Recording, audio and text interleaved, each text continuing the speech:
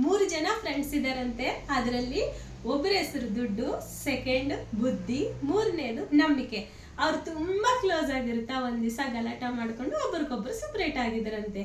3 ಜನ ಫ್ರೆಂಡ್ಸು ಮಾತಾಡ್ಕೊಳ್ಳುವಾಗ, ನಾವು ಫ್ಯೂಚರಲ್ಲಿ ಯಾವತ್ತನ್ನ ನಮ್ ಕೋಪ ಕಮ್ಮಿ ಆಗಿದ್ರೆ ನಾವು ಮೀಟ್ ಆಗೋಣ, ಸೊ ನಾವು ಎಲ್ಲೆಲ್ಲಿ ಸಿಗ್ತೀವೋ ಒಬ್ಬೊಬ್ರು ಹೇಳಿ ಅಂತ ಹೇಳಿದ್ರಂತೆ. ಅದರಲ್ಲಿ ದುಡ್ಡು ಹೇಳಿದಳಂತೆ, ಫಸ್ಟ್ ನಾನು ತುಂಬಾ ಶ್ರೀಮಂತರು ಯಾರು ಇರ್ತಾರೋ ಅವ್ರ ಹತ್ರ ಸಿಗ್ತೀನಿ, ನನ್ನ ಮೀಟ್ ಆಗಕ್ಕೆ ನೀವು ಬರಬೇಕು ಅಂದ್ರೆ ನನ್ನ ಶ್ರೀಮಂತರ ಹತ್ರ ಹುಡುಕಿ ಅಂತ ಹೇಳಿದಳಂತೆ. ಆಮೇಲೆ ಬುದ್ಧಿ ಹೇಳಿದಳಂತೆ, ನಾನೆಲ್ಲಿ ಸಿಗ್ತೀನೋ ಗೊತ್ತಾ, ಲೈಬ್ರರಿನಲ್ಲಿ ಯಾವ ಪುಸ್ತಕಗಳಲ್ಲಿ ತುಂಬಾ ವಿದ್ಯಾವಂತರಿರ್ತಾರೋ ಅವ್ರ ಹತ್ರ ನಾನು ಸಿಗ್ತೀನಿ, ನೀವು ಯಾವತ್ತಾದ್ರೂ ನನ್ನ ಮೀಟ್ ಆಗ್ಬೇಕಾದ್ರೆ ಅಲ್ಲಿ ಬನ್ನಿ ಅಂದ್ರಂತೆ.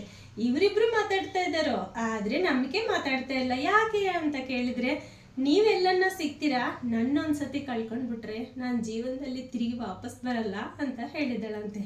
ಅದಕ್ಕೆ ಫ್ರೆಂಡ್ಸ್, ಜೀವನದಲ್ಲಿ ಏನನ್ನ ಕಳ್ಕೊಳ್ಬೋದು, ಯಾವತ್ತೂ ನಂಬಿಕೆಯನ್ನ ಕಳ್ಕೊಳ್ಬಾರ್ದು.